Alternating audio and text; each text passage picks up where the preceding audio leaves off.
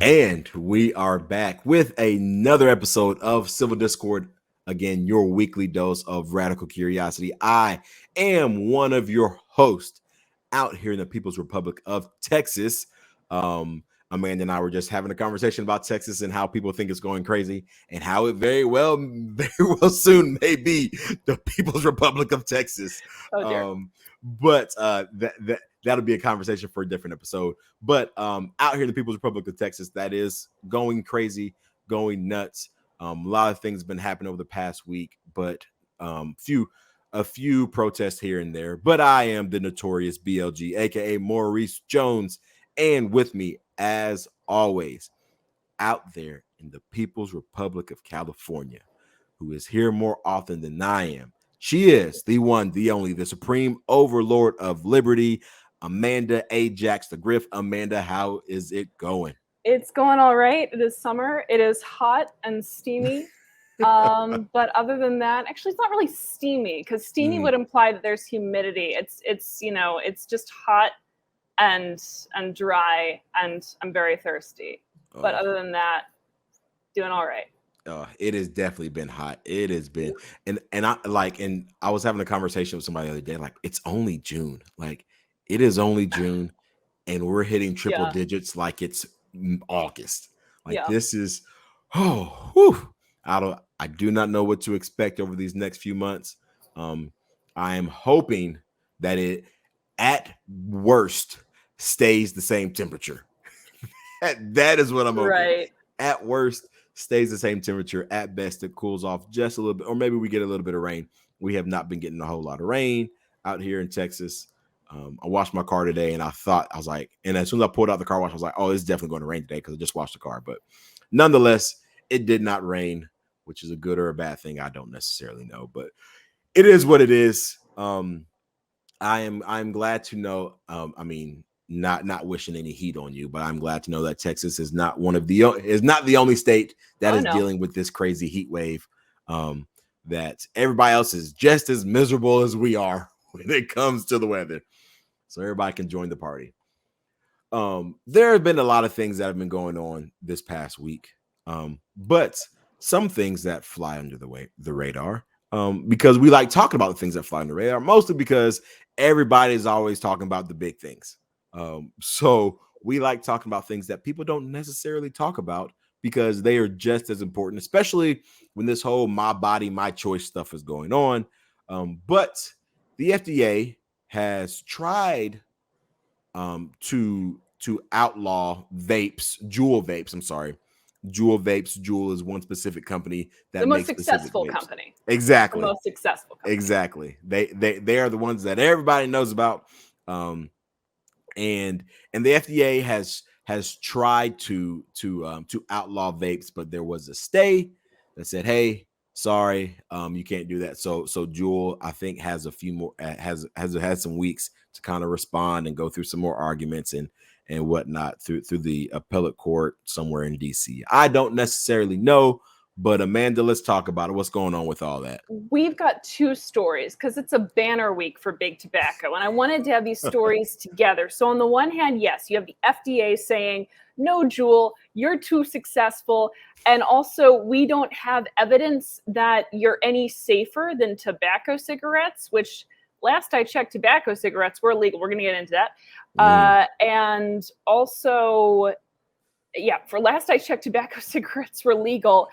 And also, you do have evidence. You're just making up these ridiculous claims that, we need more. Where was that? We need more evidence with like any other drug that you've ever approved. Right. So there's an FDA attempt to crack down on Juul, and then there is a decision where the Biden administration has proposed cutting the nicotine levels in cigarettes.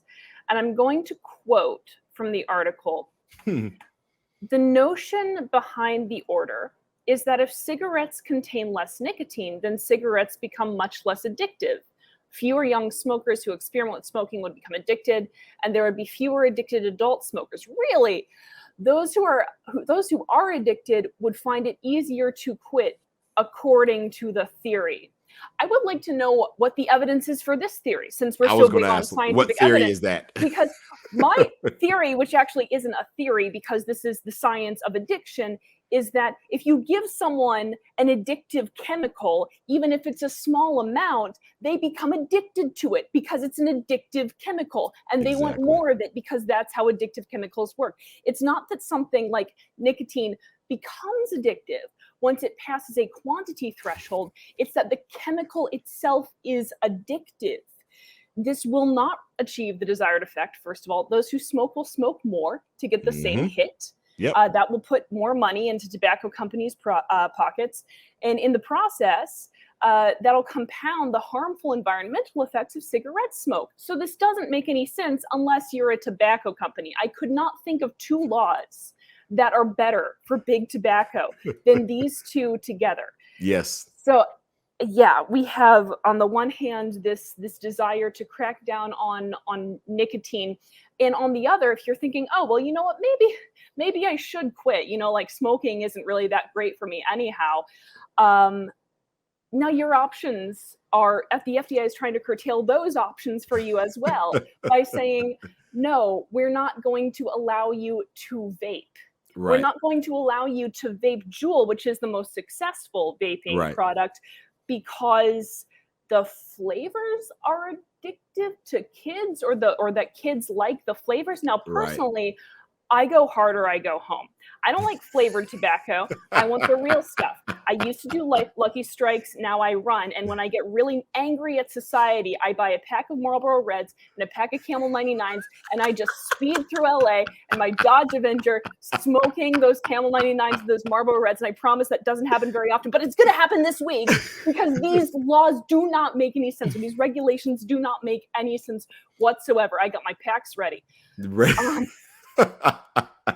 Hi, Mom and Dad, if you're listening. That is gold. So I also want to point out here that this is what you get when you hammer on the argument that marijuana is safer than tobacco in an attempt to legalize weed. The way that the government works is that you just get to legalize tobacco. So I told everyone this was a bad idea at the time, and I was right.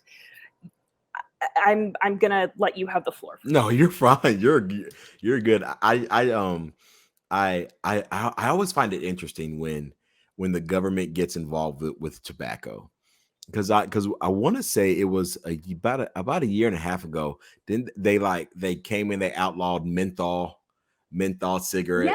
Yeah. Because of the whole child thing in mints, and people claimed it to be racist because most black people smoke menthols or whatnot. But I just like all of that's crazy. Now, I will say this. I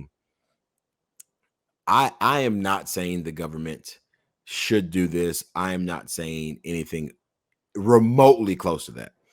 But I understand how big of a deal vaping is, mainly because I deal with kids on a regular basis. Like, we have to sit through seminars and we talk about vaping, and when I tell you, these kids are very strategic in how they vape and what vapes look like, and all of the products that are out there for them to hide vapes in a hoodie. And so your drawstring is actually a vape, and instead of it being an actual drawstring, or they have like pencils or pens or things that look like vapes. Now, I think it's creative. Yeah, you're teaching kids to be creative. I have no problem with this whatsoever. Exactly. Innovation. I love it. Exactly. Like it's cool. Now, granted, do I think, 15, 16-year-olds, 13-year-olds should be vaping? No, I definitely don't. Mainly because your body is not developed, and you are putting in these loads of chemicals into your body that is going to do more harm than any good that you think would ever come of it. But that doesn't mean that the FDA has the right to tell a company what they can and can't do. That doesn't mean the Biden administration can come in and say, oh, well, we're winning the war on drugs. Yeah, we're winning the war on drugs. So let's help big tobacco. And you have to limit what you can input in one specific cigarette, because we have to attack that as well too, because that's just bad. and oh my gosh, like tobacco is bad. And I look at it and just like, there's no way that any rational person can look at this and think that is a great idea. I just I I do not understand how people can think government involvement into anything and telling people, telling companies what they can and can't do. Like somebody said something the other day about, oh, we're in a capitalistic society and this and that. Since when in capitalism is the government allowed to tell what a company can and cannot do? Like, I don't.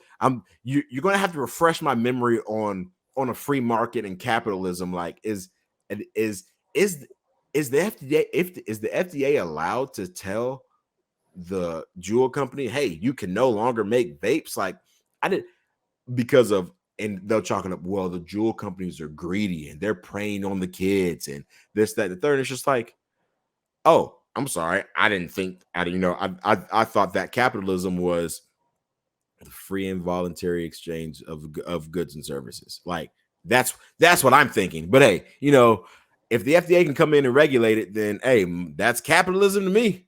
The libertarian answer to any question beginning, is the FDA allowed, Maurice, is no, the FDA is not allowed. The FDA is not allowed. So what I love about these two stories together, in addition to being just like the perfect ploy, this perfect racket for big tobacco, is that both of these decisions or attempts are highly reliant on non-scientific theories that haven't ever been proved by actual scientific data. So on the one hand, vaping is as harmful as smoking cigarettes, only I've never even heard of that guy before. And you won't get addicted to something unless you have a lot of it, or if you won't get addicted to something if we give you less of it. And if you're already addicted, you'll get less addicted to it because we've started giving you less of it. Right. Have these people ever been addicted to anything? Other than power? Yeah. No, I don't know. But hey, Amanda, like just those truth commercials. You're smoking, you're putting metal in your lungs. Like, you're putting metal in your lungs, which I have no issue with them putting out those commercials. Like, none whatsoever. None whatsoever. You want to know why? Because this is literally the free market doing what it's going to do. Right. You literally have companies who are selling a product, and some people think it's bad. So what are they going to do? They're going to say, hey, we think it's bad, and this is why you shouldn't do it. Like, that's the case. You don't need government telling people, oh, hey, this is bad, this is good.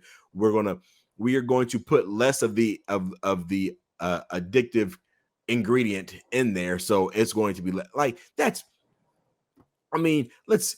That's like saying we're going to put less alcohol in your drink, so that way you're not going to drink it. Like, no, instead of getting a single, just give me a double. Like, instead of giving me one, give me two. Yeah. Like, that's literally it. That's all you got to do. Again, that's the other thing is, like, yes, nicotine and tobacco are harmful, and they have carcinogenic effects, and they also have environmentally damaging effects. Right. And so what you're going to do if you're smoking double the cigarettes to get the same amount of hit is, it's not just the nicotine that's going to be harmful. The nicotine is the addictive chemical, but the smoking, inhaling smoke into your lungs, you're now inhaling more smoke into your lungs to get the same hit. You're putting more chemicals, more toxins out into the atmosphere to get the same hit. Yep. I thought we were all about helping the climate. I thought, wasn't Joe Biden going to cure cancer? Didn't he promise to do that? Didn't Joe Biden promise to cure? I have never wanted a cigarette more in my life. That's not true, but it's been a while. But this is his way to decrease cancer by 50%. This is his way to lower the additive, the main ingredient in cigarettes. Oh gosh, it's not the nicotine. It's not even the. Oh gosh. I get it, but hey, these are the people who are writing the laws and signing them into effect and everything, and governing the country because they know what's best for you. When they are, Joe Biden he's 80, and he's pushing 80. I don't know. He's pushing 80. I don't know. Like, he probably just. I think he just remembers all his drug awareness resistance education when he was going back and they were pushing the DARE programs. And I remember that. I remember DARE. But it's probably all those same teachings and those same studies that came out and talked about all that. Now, again, I get it. And I agree with you that there are, like, smoking in general is typically not a healthy habit. Now, and I don't, if you smoke, I don't knock you. Every now and again, when I'm sipping my whiskey, I have a Ooh, yeah. cigar. Like, Oh, yeah, do you ever dip it in the whiskey? Like yeah, a good Churchill and a yes, Macallan? yes. Like, Oh, I'm telling you, it is. And every now and again, I do. Okay, I mean, it may be about once a quarter, so it's not often, but I do. So I don't knock people smoking anything. Like, do you? Because I'm gonna do me. But understanding that Joe Biden and his ability to, I don't even know why he has this ability, but to tell people not to put certain, you have to decrease it by 50%. Like, none of that is going to work. You want to know why? Because when I'm sipping on my whiskey and smoking my cigar, what am I going to do now? Because I typically only smoke one. Now I'm going to be like, well, now I got to have another one. Like, this ain't nothing in here. Like, this ain't nothing but a bunch of paper. Like, what is this? It's a bunch of paper. It is ridiculous. So I don't smoke Cubans, guys. I don't smoke Cubans. oh, I do. But Or a red dot? I do. I don't. I actually have. It's pretty neat. And I know I'm about to go off on a tangent, but there's actually this, and they do not pay for advertising, I promise you. But there's this company that is like a subscription box for cigars, Mm-hmm. and it is very good. They send you one.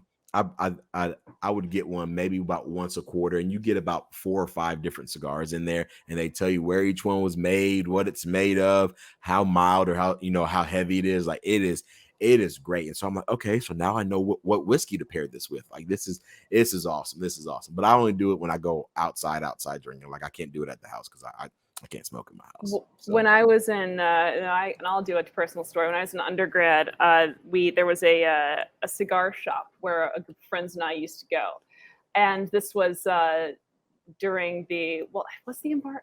It was either during the embargo still or when it was very, very difficult to get red dots, and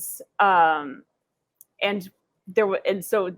You get cracked down. It would have to be. It would have had to have been during the embargo, because I remember my friend who would frequent the cigar shop more often than I would, knew how to get them from the guy who ran the cigar shop. And all that it took is that he would go back, they knew him, and he would talk and, I just came back from Cuba. It was wonderful. And then, build on the conversation and say, yeah, the cigars were great. It's too bad we can't get them here. And the guy would go, and he leads you through the back room, and there would be like a little door, and he'd go to the door, and he'd come out, and he'd hand you Cohibas, and it's some good stuff. Right. Now, I will. So here's my theory. I've figured out my theory is that the inflation's so bad, the economy is so bad that people want a cigarette right now. Like, everybody wants a cigarette. Yes. And so what's going to happen? This is how we strengthen the economy. Although it's just going to increase inflation, but you're going to have people who are just buying more and more and more cigarettes. Right. So actually, this is not going to help. But I mean, in Biden logic, it might. So you have people buying more cigarettes. The taxes are going to go up. It's going to be more federal government revenue for the sin taxes, and then nobody's really happy. But at least the government can fund more of its pet projects and pay the FDA agents to pursue malicious prosecutions against competitors of big tobacco. Exactly. Figured it out. Exactly. It's not like the big tobacco has money in politics at all. No, not at all. Not at all. They are squeaky clean in all this. We need a vape lobby. Got to get their act together. Exactly. Like, hey, I don't do it, but if y'all need help, like, here we go. Let me know. Call me up or whatnot. Now, even though the government's always coming after nicotine, they're always said, there's always this thing that in every single election, you have people on the left always saying they're not coming for your guns. You have people on the right saying they're coming for our guns and so forth. Well, I'm actually, I think, as of this article, there was one that is actually going to the desk of Joe Biden. Yes. That is passed. Yes, that is passed both in the House and in the Senate. And it is some gun control. And now, those of you who listen know you are very aware of my stance on gun control and how I think that our gun control is racist, and how I think that in any form of you coming after somebody's firearms is an act of aggression and an act of violence. But a bipartisan bill, bipartisan. This is so great because that means both the left and the right hate you and want to come after your ability to own a firearm. And again, this is previous to this actually going to the desk of Joe Biden, but it is the Safer Community Act. Oh my gosh, because it's going to make communities safer. It expands background requirement checks for gun buyers younger than 21, which makes no sense to me. If you are going to make communities safer, why are you not expanding background checks for everybody? Why is it just people less than 21? The thinking is that it tends to be people who are under 21 who are more likely to do impulsive and rash things. So now we're discriminating. That's age discrimination. Hey, I mean, and I get it, but it makes no sense. So they expand background requirements for gun buyers who are younger than the age of 21. It widens categories for the people who are not allowed to buy firearms. More of them crapping on your beloved Second Amendment. And then it provides federal funding for states with red flag laws, which I think are utterly atrocious.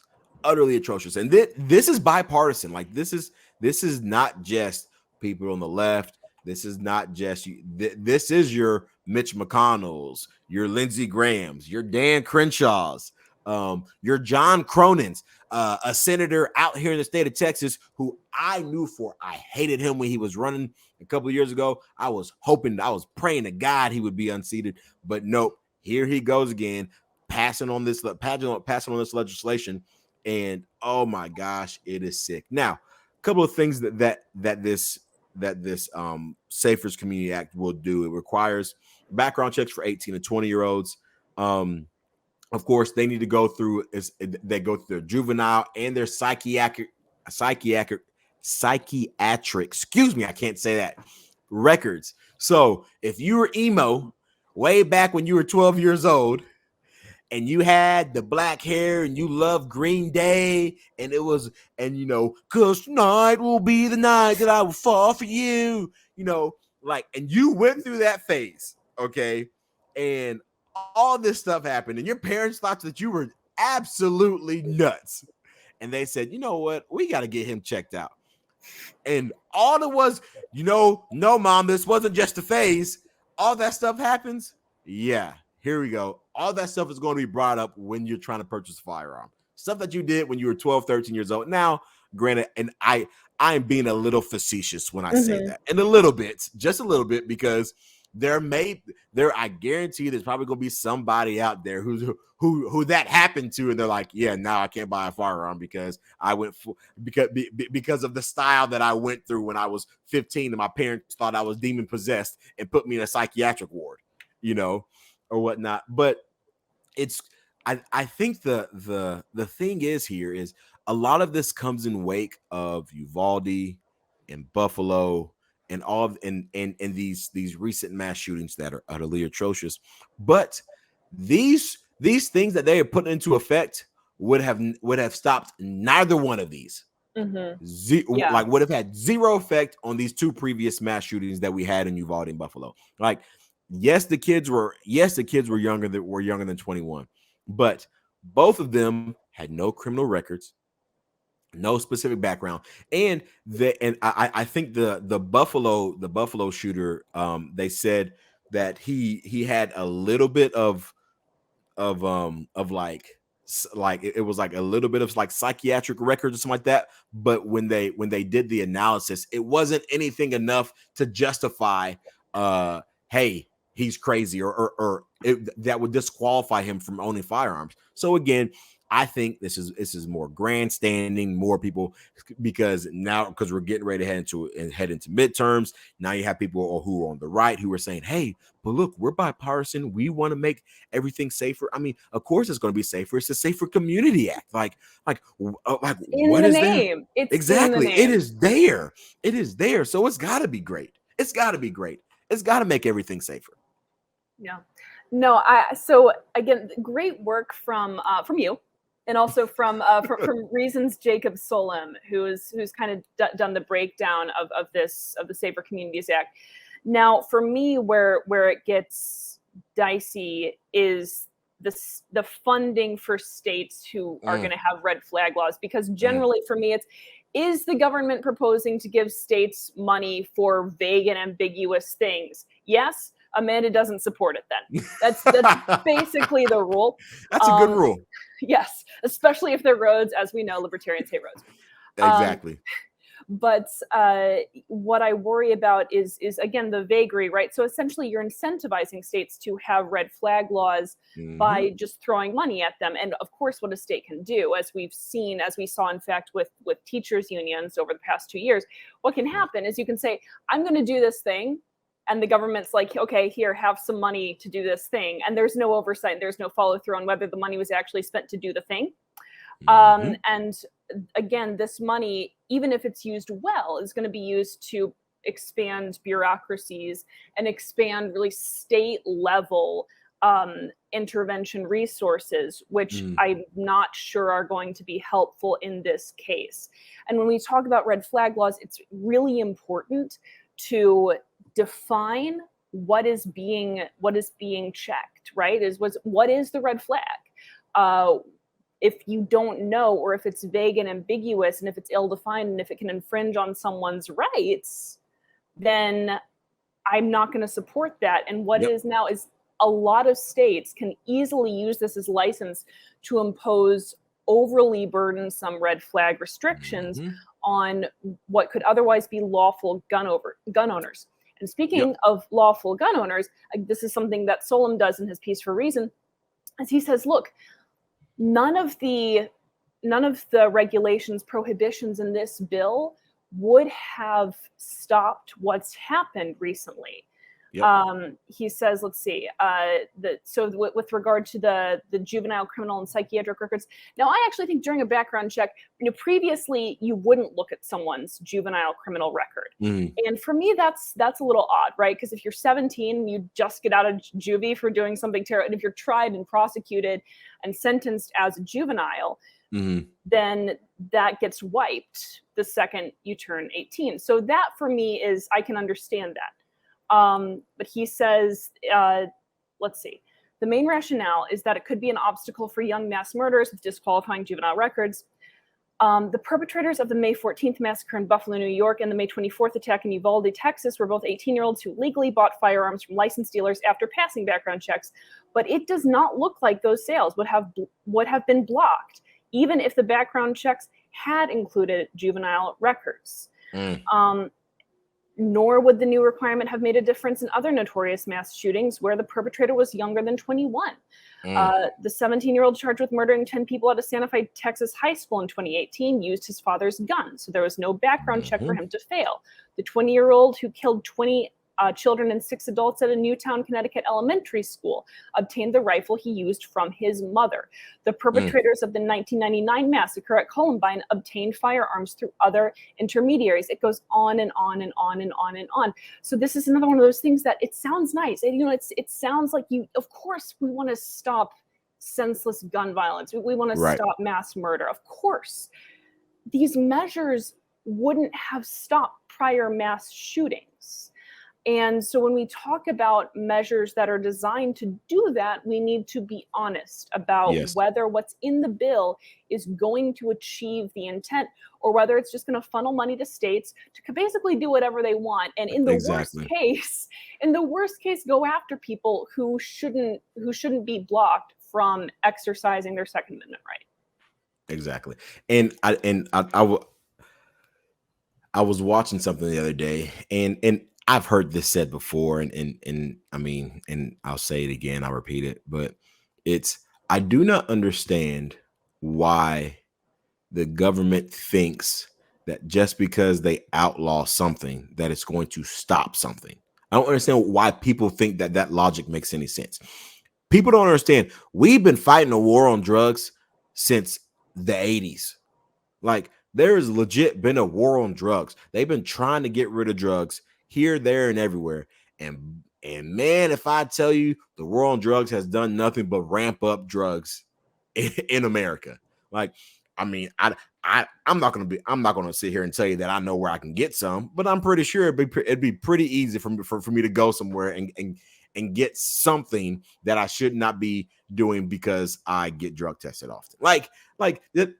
So I do not understand why they think that same going after something with that same level of vigor is going to produce a different result, because it's not. And we've talked about this before. Red flag laws wind up killing people. Like, people wind up dying because of red flag laws.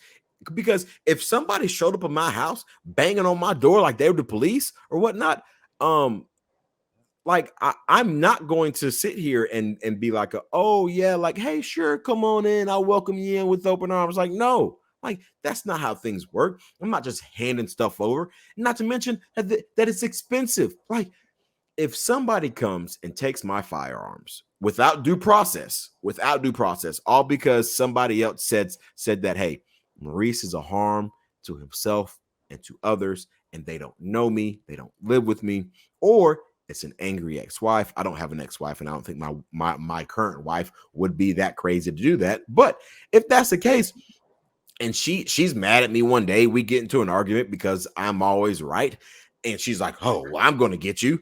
And so she goes over there, and they're like, hey, let's come in, let's do this. So this judge comes and takes my firearms without me even knowing about any of this stuff. Like, just the whole process, it's all shady business. Whatever's done in the dark comes to light. And when you have to do things in the dark and do things behind closed doors, it's never a good thing.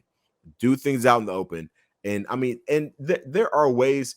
Again, I'm not supporting red flag laws at all, or what do they call them? They don't call them red flag laws anymore. They're like they're like high risk. They're, oh my gosh, it's like the terminology they use are like, it's like high risk something or whatnot, but they would like just. Oh, they're trying to make red flags good again or something. They're trying to rehabilitate red flags. Is that because they don't like Trump? But it's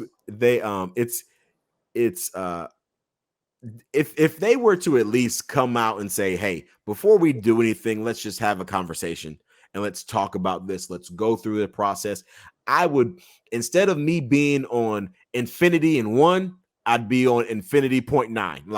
Like I'd take like, okay, like that at least is a little better, but I mean, it's still bad, but it's just the way that they have these things structured. It is horrible. It's going to wind up getting your beloved police officers killed. It's going to want those that you want to defund, and those that you support as far as Blue Lives Matter. It's going to wind up getting citizens killed. It already has. Like, there are numerous articles of people that this has happened, and they end up because they end up being surprised and they're like, hold up now, something's amok, kind of thing. So it's only ends in sadness. It only ends in sadness. Yeah. But I'll say this. Things that don't end in sadness. Man, the Supreme Court has been on a roll over these past few days. When it comes to firearms and of course, the hot topic is abortion, and there's another one that just recently came out as far as coaches being able to pray with students, athletes, and so forth. But there is let me make sure I get this correct.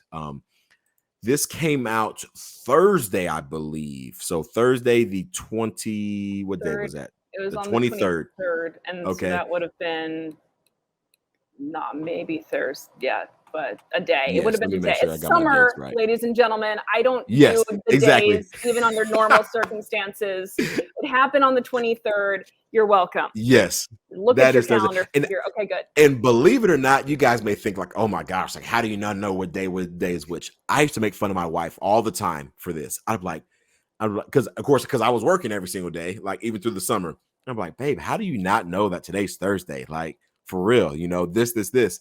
Now that I'm on summer break, I'm like, oh snap! Like what day is this? I didn't know that today was the 27th. I thought we were still mid-June. Like my days are all kinds of gone. But yes, Thursday, the 23rd, is when this ruling came out. And it's the New York State Rifle and Pistol Association versus Buren. Now, before we dive into this, I find it kind of, I don't want to say ironic, it's kind of sad. The restrictions that the state of New York has on carrying pistols, handguns of some sort, as in you have to go through this huge rigmarole in order to figure out, in order for them to say, hey, you're able to do this, because we're not going to grant it just on the thing of self-defense. Yet the Buffalo shooting happened in the same state. Now, I am not saying at all that if people had the right to carry in their state, that this wouldn't have happened. I mean, because Sutherland Springs, Uvalde, Texas is a we called constitutional carry. It's not really a constitutional carry, but Texas is that, and we still have issues here. But I just find it ironic that a little over a month before, you had a mass shooting at a grocery store, at a supermarket, where people are allowed to carry firearms if the state deems it as appropriate. So in essence, what the Supreme Court said is, you as a state cannot sit here and tell people that they cannot carry a firearm for self-defense out on the streets. Like, long story short, that's in essence what they said. And which kind of goes along the lines of DC Heller and the Chicago one, as far as, hey, you can carry them in the house, and then your state and local governments cannot tell you that you cannot carry in your house. And then now they're saying, now you're able to carry outside of your house. Take it to the streets, carry wherever you can go. And which I think, again, is a great win for private property, great win for people who want to carry, especially for people out there in New York, because I do not want to have to prove to the government why I need to carry a firearm. The government needs to prove to me why I shouldn't have one. And I will tell you, they never will prove to me that I should never have a firearm. So yeah, a good decision. And I think one that is, of course, the gun restrictions in basically all the states and areas where I've lived have been pretty ridiculous, in terms of making it so that only criminals have guns, essentially, especially on the streets. So yes, I was happy to see this decision come down. Again, this is a majority opinion written by Justice Clarence Thomas. Hey, CT. This is what I call him, CT. Maurice's dude. Oh, he is not my dude, but oh no, okay. I mean, he's had some takes this week. He has some takes. That's all yes. I'll say. In 43 states, the government issues licenses to carry based on objective criteria, but in 6 states, including New York, California, the government further conditions issuance of a license to carry on a citizen's showing of some additional special need, because the state of New York issues public carry licenses only when an applicant demonstrates a special need for self-defense, which, by the way, a lot of times made it easier for the wealthy to be able to demonstrate this need, people who are in positions of power to demonstrate this need, right? It didn't really help people who were threatened, right. Who were in an unsafe situation, maybe who lived in unsafe areas. Anyway, let me slide some money into your pocket so you can give me this license to carry. Yeah. We conclude that the state's licensing regime violates the Constitution. So once again, this failed scrutiny tests. Thomas goes on, we know of no other constitutional rights that an individual may exercise only after demonstrating to government officers some special need. That is not how the First Amendment works when it comes to unpopular speech or the free exercise of religion. It is not how the Sixth Amendment works when it comes to a defendant's right to confront the witnesses against him. And it is not how the Second Amendment works when it comes to public carry for self-defense. There we have it. Clarence Thomas. He and I don't agree on some things, but hey, I'll give you this one. I will give you this one and a few others. But I mean, he is very much right. Like, why should I have to demonstrate to the government that I need that I should be able to use this? It's crazy because, like, I mean, think about it. If your life is in danger, you don't know ahead of time. Like, this is not just, hey, in 3 weeks my life is going to be in danger, so let me go ahead and start the process and get all this information, right now. It's a, hey, you know what? Like, I've got this crazy ex-boyfriend, and man, it was tragedy. Crazy ex-boyfriend shot and killed a 9-year-old in front of her mother. And you think about like this stuff is sudden. It's not a, hey, I need to prove that I need this for defense, because all this stuff happens after the fact. Like, the stuff is always too late, and then a lot of times it's not enough, and then I've got to take the time out, because let's be real, government buildings are open at times that you got to go to work. So I got to take off of work in order to put all this stuff together, and in order to show you and go up there and wait for 3-4 hours just for you to tell me maybe or yes, and then I have to sit this waiting period, and it is utterly ridiculous.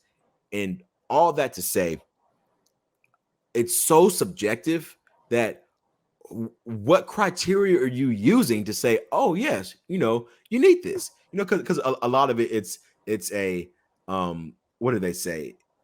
It's the government, the government further conditions issuance, license, and carry on citizens showing of some additional special need. Well, what does that look like? You don't know until you actually start the process. So it's not like they can say, hey, give me this, and we're fine. It's no, you need to prove it. Okay, well, what do you mean by prove it? Like, give me something objective that I can go by. Oh, well, you just gotta show that you need it for self-defense. Like, you just gotta show it to me. And so what does that mean? Does that mean I need to already have restraining orders in place against somebody and they've broken them multiple times or whatnot? Or is the restraining order good enough? Well, you got a restraining order, so they're going to obey that. So so because you got a restraining order, they don't need it. And so I think this is a great win for gun rights. This is a great win for people who want the ability to carry a firearm. This is a great win for people who don't want the ability to carry a firearm, but later on may need that luxury. Okay, so, or that right. I'm not gonna call it a luxury. I'm gonna call it your right to self-defense. Okay, your right to preserve your own life and your private property, which is yourself and private ownership. I think it's great. I absolutely love it. A 6-3 ruling as expected. But hey, I love it. It's all good. Gun rights activists here. Hey, I'm all for it. Yeah, usually by the time you need to defend yourself with a weapon that you're carrying, you're not in a situation where you can say, can you hold just a second? Can you hold on? I'm gonna go to petition the government to see if I can get a firearm and then carry it in front of. Can you just wait for it? You're usually not in that situation. Exactly. It is utterly ridiculous, but we can't not talk about this. I don't know if I use the right amount of knots or not, but crazy thing that's been happening over this past weekend. I guess you would call it the overturning of Roe v. Wade.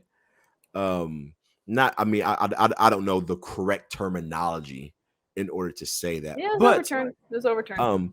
If you've been living under a rock I'll tell you this. I got it because it was on my Apple News story. I was like, oh snap, hot dog. Roe v. Wade has been overturned, and the decision for abortions has been provided back to the states. And I know we talked about this a few episodes ago because of the whole leak and things of that nature.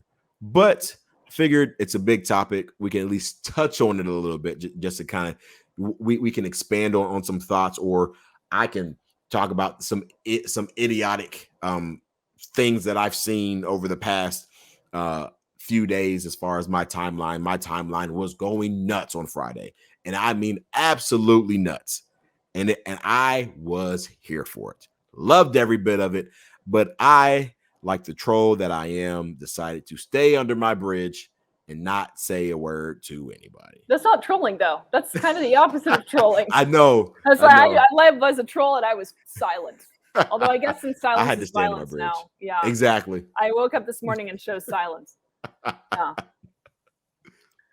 Yeah, no, I mean, the trouble is that the problem with as with so many issues, the problem with agreeing with anyone right now is that everyone is dumb. That's basically my take. From everything that I have seen on social media, the problem with agreeing with anyone right now is that everyone is dumb. It's crazy. I saw, oh my gosh, like so much of it was and it's crazy because there it's always this, well, you know, you can't do this, and you can't, you can't have it with an ectopic pregnancy. Goodness, man, I cannot speak today. Go figure. But so like you can't get this, you can't get that, and I'm like, what bills are y'all reading to where they literally say that if this happens medically, like they're not going to do anything. Most doctors, I hate to break it to people. Most doctors will do something if the mother's life is in danger. They are going to do everything to protect that mother's life. Like that, they will do it without you even knowing, like, because that is what they're going to do. And so it is crazy. It's nuts. My sister was in town this past weekend, and we talked about gun control and her views on it, my views on it. And I mean, and even though she is older than I am and so forth, we came from the same family. We have differing opinions on it. And we talked about Roe v. Wade, and she was asking my thoughts, and of course, me believing that you should not, in my principle of protecting innocence and down to the individual, I was like, I think it's good, mainly because the states now determine what they are going to do. So if you want to drive across state lines and do that because the state next to you allows that, then you are free to do that. Here in the state of Texas, they don't allow that. Like I think it is 6 weeks. I want to say it's 6 weeks because, and again, and as we talked about before, like it is very gray. Like this is not a black and white thing, so forth. It is very gray. But I do enjoy the fact that the federal government is no longer under the onus of, hey, we are regulating stuff that, well, at least in this part, we are regulating human bodies. I mean, they still do, but at least in this manner, they don't. It is, but hey, I mean, there have been protests, and it's crazy. I saw one picture of Democrats protesting and them walking away from the Capitol building, and I'm like, if you guys are protesting and you guys are mad at it, the irony that you are walking away from the place where you can actually change it, where you can actually say, hey, here you go. And they're like, oh, no. We're with you guys. We're going to walk with you guys. Now, granted, I just think it's hilarious. Yeah. I mean, not hilarious in the sense that, they're obviously very high emotions, but it's right. It's interesting, the various things that people have been saying to either support or denounce this decision. For sure. Highly interesting. I love it though. I love chaos. Chaos ensues. Like, call me the Joker. I'm here for chaos. because I think it's great. And not to mention, I think it just proves that a lot of times, and I know Amanda and I disagree on this, but maybe we should not be sharing the country with people who we are so vehemently like when I tell you people were on their Facebook saying, if you think that this decision was good, I need you to unfriend me. Like I still, hey, I 100%, we are one step closer to breaking this place up. And I think that a civil divorce is far better than the route that we are heading, because this is utterly, I don't know how, I do not think that this is, I don't think this is sustainable for the next 20, 30 years. I just don't. I don't think this level of vitriol will be sustained. I mean, I could not disagree with you more on the desire for a national divorce for many, many reasons. But I know we've talked about that in the past for reasons that are both practical and also have to do with my deep and abiding love of ecstatic pluralism, which is different from soft pluralism, which is basically just saying like you kind of like a toothless. Everyone should have a lot of different ideas. No, you need a sense of why pluralism is good, right? And I think that's what pluralism today doesn't really achieve. It's like, no, everything's equally valid and that's all. But what I want to know is, why is this confluence of ideas and opinions good? So anyway, that gets into actually a little bit of my academic work. But talking about how to sort of what a hard pluralism versus a soft pluralism, essentially. But pluralism oriented toward a specific political end and political good, which I do believe political goods exist. I do believe that there are things that are best achieved in political societies. I believe that creation is one of them. And I think that pluralism is sort of a conditioning good for that. But at any rate, I don't like the national divorce idea. I don't like the secessionist idea, partly for that reason, and also because of, very real defensive considerations. I can see that. I can see that. There is one more thing that we want to talk about, and I'll let Amanda take it from here with this Federal Reserve, and things that they are going to do, and that the Biden administration is accepting that they're going to do. Yeah, remember when we pretended that the Federal Reserve was going to be detached from the whims of policymakers? we did that. We kind of played that game. And then there was a financial crisis, and we got to see what happens when a central bank oversteps its purview and uses its own footprint to crush organic market processes. So we're still reeling from the consequences of 2009 unconventional monetary policy. I want to point that out. This is where our current crisis really started, is that the Fed gives itself, central banks all around the world, by the way. Why do we have Bitcoin? It was in response to this in Japan. Which was one of the most forceful and extreme in terms of early quantitative easing and large-scale asset purchases. Central bank gave itself a lot of unprecedented discretionary powers that were ill-defined and basically said, we can do this for however long we want, however much we want, and it's good for you. And now there is a third plank of the Federal Reserve's mandate that has been proposed, and that mandate is promoting racial equity. Guys, environmental justice is next. I just want to point that out. So a third, promoting racial equity is a proposed third plank. I cannot see what could possibly go wrong if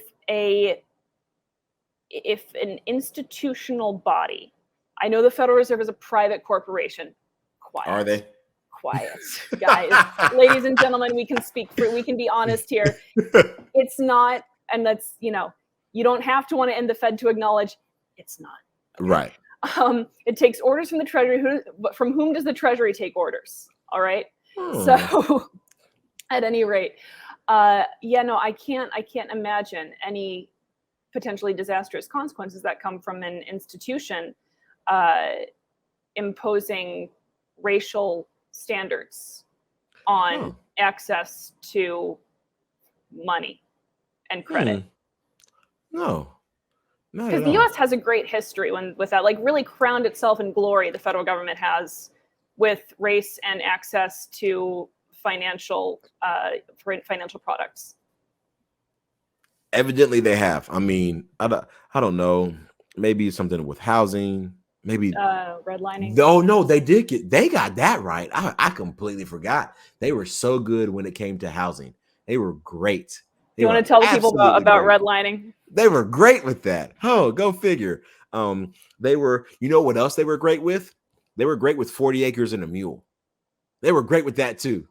Like they were, man, that whole industry as far as giving money to people for equitable things. The US government has been great. I do not understand why we would not trust, people with money to be able to give to those as needed. I don't know why. I mean, they have had, US has been nothing but great when it comes to all those things. Psych, in case you don't know that I'm being sarcastic. I just like this is something that I know that there would probably be many people who look like me, as far as my color is concerned, who would be like, oh yeah, they about to give me some money like this, that, and the third.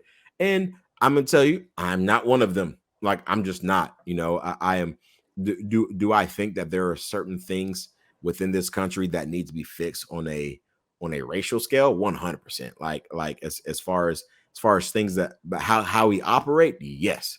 Do I think that there's a reason why there is a bit of wealth inequality when it comes to different racial people groups? Yes, 100%. I know exactly why. Like, I mean, it's I do not think that having the Fed try to tackle this problem is going to fix anything.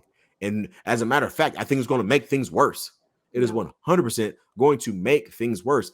Even if they said, hey, you know what? If everybody who is some sort of black, we're going to help you with this, that, and the third. You are literally now discriminating, and you're breaking your own laws. You're breaking your own rules, the own acts that you have put into place years ago to say, hey, we're going to, now granted, affirmative action is something that breaks those laws as well too. But I mean, that's a conversation for a different day. But this will never end good. And this coming from a black male who would probably benefit from this in some form or fashion. It's never a good idea. I don't know if you would. I'm not comparing race with income. This is to make an analogy about whether people who are intended recipients of government policies actually benefit from them. Did poor people benefit from? I'm not saying. No, I got you. Did poor people benefit from access to a lot of loans during the housing bubble? Oh no, not the government incentivized. So again, I don't really know if the intended recipients of this, or the intended beneficiaries of this policy are going to, or this plank, are going to benefit from it. I'm reading from the House Democrat bill would require the Board of Governors and FOMC to, quote, exercise all duties and functions in a manner that fosters the elimination of disparities across racial and ethnic groups. What's an ethnic group? Across racial and ethnic groups with respect to employment, income, wealth, and access to affordable credit.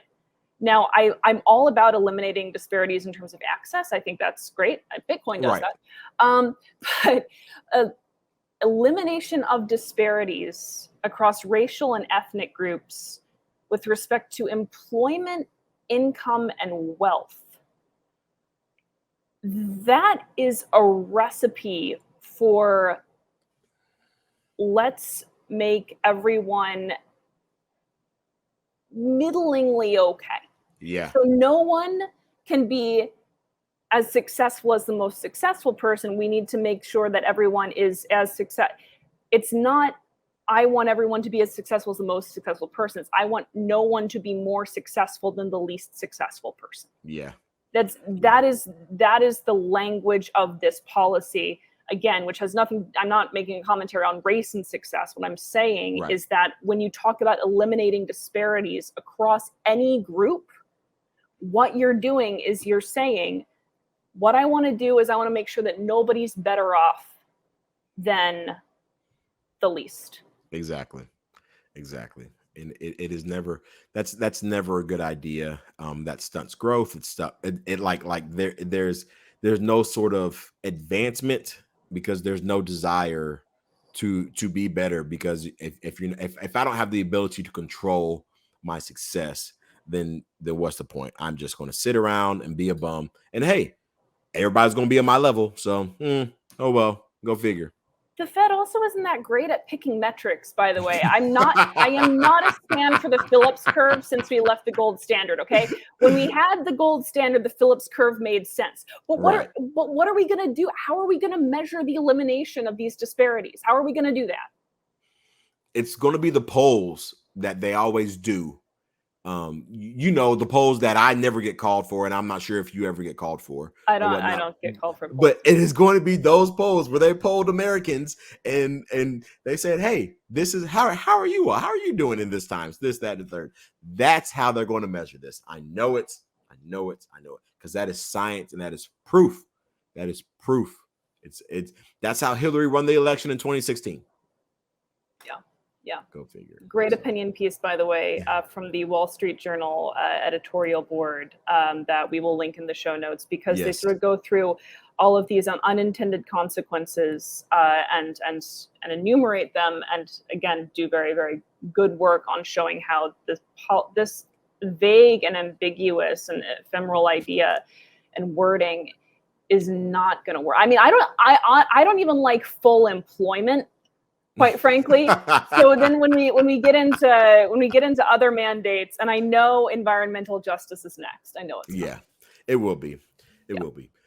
But thanks, guys. Thank you so much for rocking with us. We greatly appreciate you. You guys are phenomenal. Do all the things that you continue to do. Please, please, please subscribe to our YouTube channel. We are posting our videos there. We aren't live there just yet. There's a possibility that we will be going live there. So that is going to be fun. Subscribe, leave a comment, share the show with a friend, a family member, somebody who thinks gun control is great, somebody who thinks gun control sucks, somebody who hates the Supreme Court right now, somebody who loves the Supreme Court right now. Share it with all your friends and family. Subscribe to our podcast on Apple Podcasts. Leave us a 5-star rating and review, because I assure you we are worth every bit of those 5 stars. Do it now. Follow us on Spotify or wherever you catch your podcast. Do all of that. Follow us on social media. I'm sorry, I almost skipped that. Follow us on social media. I've been doing a lot of retweeting here lately. So I've been on Twitter a little bit. But follow us on social media at Civil Discord Pod, and follow Amanda at Ajax the Griff.